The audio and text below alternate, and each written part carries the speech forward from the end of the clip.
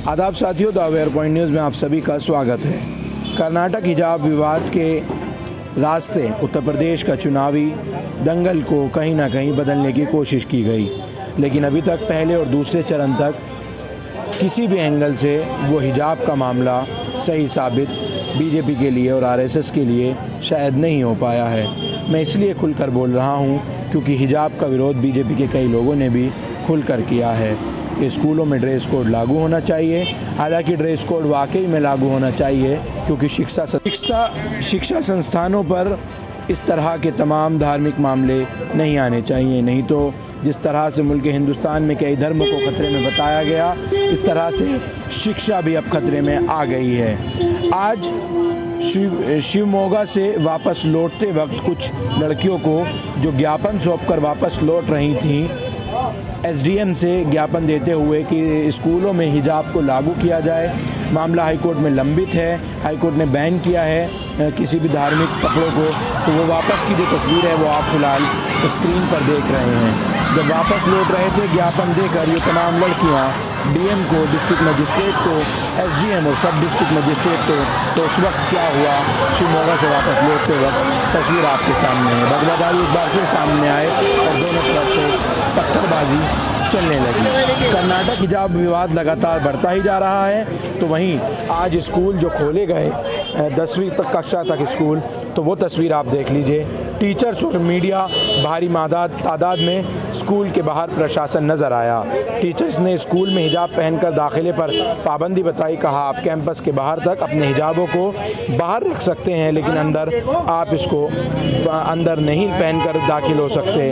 वजह साफ थी क्योंकि हाईकोर्ट का आदेश था कि किसी भी धार्मिक, जब तक कोई फैसला नहीं आ जाता, चाहे वो हिंदू धर्म का हो या फिर मुस्लिम धर्म का हिजाब हो, वो पहनकर आप स्कूल में दाखिल नहीं हो सकते। ड्रेस कोड तब तक लागू रहेगा। ये तस्वीर आप कर्नाटक के अलग अलग स्कूलों की, उडुपी, मांड्या और कई और अन्य शिक्षा के संस्थानों की आप फ़िलहाल अपने स्क्रीन पर देख रहे हैं। पढ़ाने वाले टीचर्स भी इसी तरह से नज़र आए और जो माता पिता बच्चों को स्कूल में दाखिल करने के लिए आए थे, उनको छोड़ने आए थे, तो उन तमाम बच्चों को भी आप, जो माता पिता हैं, उनको भी एंट्री तभी दी गई जब उन्होंने बुर्का को उतारा और हिजाब को उतारा, क्योंकि इस वक्त कर्नाटक हिजाब पूरी तरह से चर्चा का विषय बना हुआ है। ये तस्वीर भी उडुपी और मांड्या की है, सीधे तौर पर आप देख रहे हैं।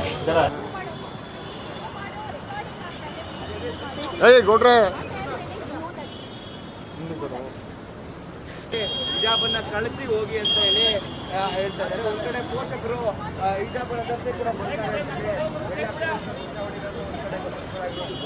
ಅಷ್ಟೇ. ಒಂದು ಕಡೆ ಪೋಷಕರು ಹೊರಗಡೆ ಸಿಗ್ತಾರೆ ಅಂತೇಳಿ ಹೇಳ್ತಾ ಇದ್ದಾರೆ, ಮತ್ತೊಂದು ಕಡೆ ಅಧ್ಯಾಪಕರು ಇಲ್ಲೇ ಕಳಿಸಿ ಹೋಗ್ಬೇಕು ಅಂತೇಳಿ ಹೇಳ್ತಾ ಇರೋದು.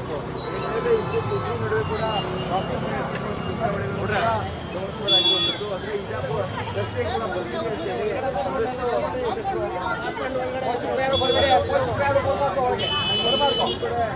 ದಯಮಾಡಿ ಹೊರಗಡೆ ಕೂಡ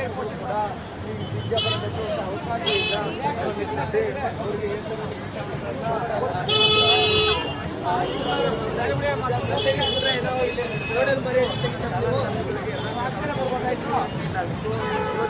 ಅವರಿಗೆ ಎಲ್ಲರೂ ಕೂಡ ಹಿಜಾಬನ್ನ ಕಳಿಸೇ ಬರಬೇಕು ಅಂತೇಳಿ ಹೇಳ್ತಾ ಇರೋದು। कर्नाटक की इस हिजाब विवाद से जिस तरह से उत्तर प्रदेश के चुनाव को बिगाड़ने की कोशिश की गई थी, वो बिल्कुल अभी तक असफल रहे वो लोग भी और वो तमाम राजनीतिक पार्टियां जो इस पर सियासत करना चाहती थीं। राहुल गांधी को लेकर कि मुस्कान जो लड़की थी, उसके साथ एक पिक्चर, जो लड़की एक कर्नाटक की कांग्रेस की एक गर्ल खड़ी हैं, उसको लेकर कहा गया कि ये मुस्कान खान है, लेकिन उस पर अल्ट न्यूज़ ने पूरी विस्तार से एक रिपोर्ट दी। लेकिन उसके अलावा स्कूल्स में जिस तरह से अभी मीडिया और कई जगह पर विवाद अभी भी लगातार थम नहीं रहा है, ऐसा ही इन चीज़ों को देखते हुए कोलकाता, बंगाल, राजस्थान कई स्कूलों में ऐसे मामले सामने आए, लेकिन प्रशासन ने उसको सख्ती से निपटा लिया। फ़िलहाल कर्नाटक की हाईकोर्ट का फैसला आना बाकी है, लेकिन एक तस्वीर और आप देख लीजिए। 2-3 छात्राएं हैं जो हिजाब में उर्दू मीडियम स्कूल में बैठी हुई हैं, क्योंकि वो कर्नाटक में ही स्कूल है, उर्दू मीडियम है पूरी तरह से, मुस्लिम स्कूल है। तो वहाँ एक लड़की ने मास्क लगा रखा है, अपना टाइम आएगा, उसको लेकर मीडिया अलग अलग तरह की प्रतिक्रियाएं दे रहा है। लेकिन ये सिर्फ एक नॉमिनल बात हो सकती है, ऐसा नहीं। ऐसा बिल्कुल ये भी हो सकता है कि आखिर इसको किसी प्रोपेगेंडित तरीके से इसको बच्ची को पहुंचाया गया हो। लेकिन इन तमाम चीज़ों के पीछे की बात सोचने से पहले बड़ा सवाल यही है कि सोचा यह जाए कि आखिर इसके पीछे वजह क्या है। लेकिन तस्वीर ये भी उडुपी मांड्या की है, और अब कर्नाटक हिजाब विवाद से जो तस्वीरें बदलने की कोशिश की गई थी वो अभी तक फ़िलहाल नहीं बदली गई हैं। कर्नाटक हिजाब विवाद में आज फिर कर्नाटक हाईकोर्ट में सुनवाई जारी है। देखते हैं कि आखिर फैसला किसके पक्ष में होगा। फ़िलहाल आप देखते रहिए द वेयर पॉइंट न्यूज़। आप हमारे यूट्यूब चैनल को लाइक, शेयर, सब्सक्राइब ज़रूर करें, बेल आइकन का बटन दबाना ना भूलें, और हमारी वेबसाइट पर भी अब आप हर खबर को देख सकते हैं, thewearpointnews.com।